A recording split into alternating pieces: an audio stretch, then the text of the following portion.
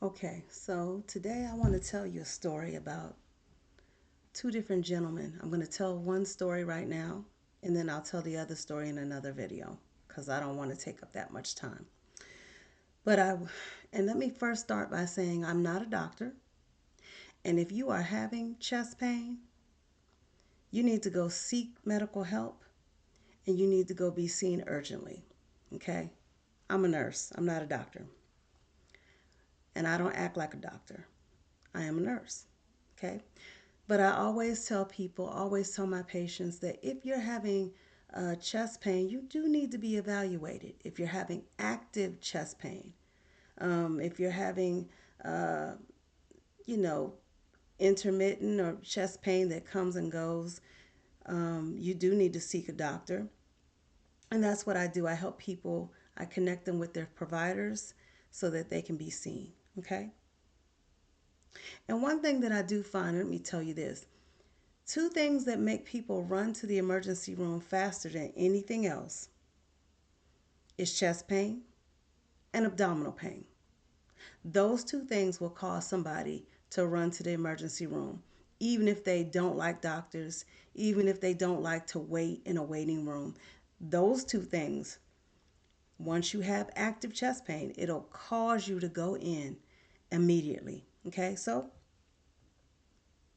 I was speaking to one patient. He told me he had chest pain. He told me that he has what he called chest pain that comes and goes. Okay, it's chest pain, and I said I always ask patients, how long have you had it? Well, he had it for a year, so it comes and goes. He's had it for a very long time, um, and he's calling because he's concerned. Okay, one of the big reasons why he was really calling is he wanted his prescription refill. He wanted a prescription refill for his cholesterol medicine, but since he's calling, he might as well tell me about the chest pain.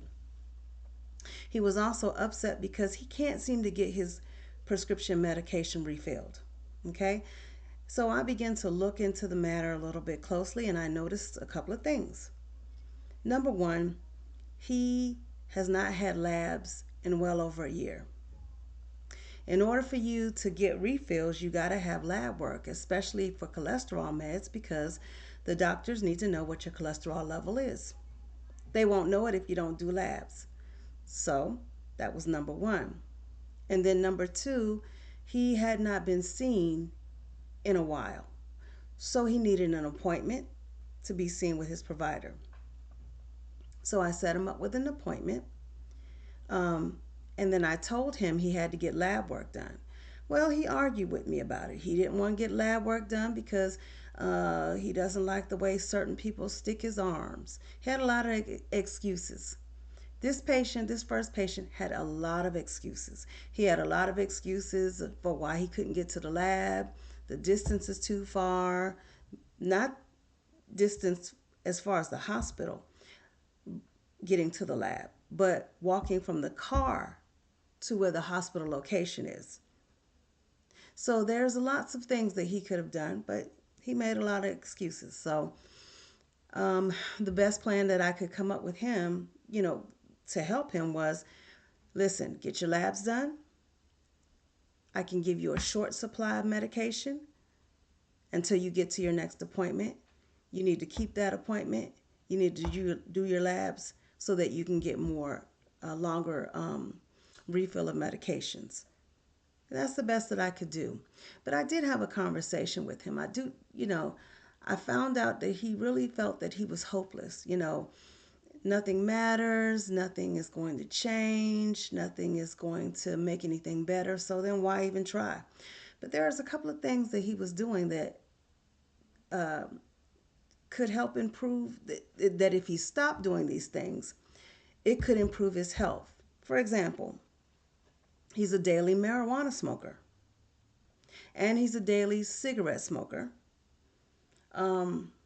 He is not concerned about his diet. He eats fast food. And all of these things, just those things, are not helping your heart. If you're going to smoke whether you smoke marijuana, whether you vape, whether you smoke cigarettes. Cigarettes, all of those things deteriorate your vessels. Okay? The vessels that supply oxygen and blood to your heart need to be strong. And if they're weakened because of that, well, you're going to feel chest pain. You're going to feel discomfort. And it's not going to get better, it's going to get worse. If you are not eating a healthy diet or eating good nutrition for your heart, then that's going to be a problem because your heart, the arteries that feed your heart can get clogged. They can get clogged immediately, and you don't want that. You want a good flow of blood to your heart. You don't want anything clogging your arteries. You don't want anything to get in the way. So it's imperative and important that you work on your lifestyle. Another problem is that the gentleman, his lifestyle is sedentary, meaning he's not very active because he has, I believe he said he had heart failure. So because he has heart failure, when he's walking great distances or long distances, he gets short of breath real or short-winded real quickly. So, it takes him a little while to do what he needs to do. And because of that, he just sits down a lot. So all of these things collectively are working against him. But it doesn't mean it's impossible for him to change it around. Okay, it's important, number one, to know your numbers. You want to know your cholesterol numbers. It's important. I'm just going to have to say it. You got to stop smoking. You got to stop smoking. If you want to change, you're going to have to be the change. You're going to have to do things that's going to help improve your life.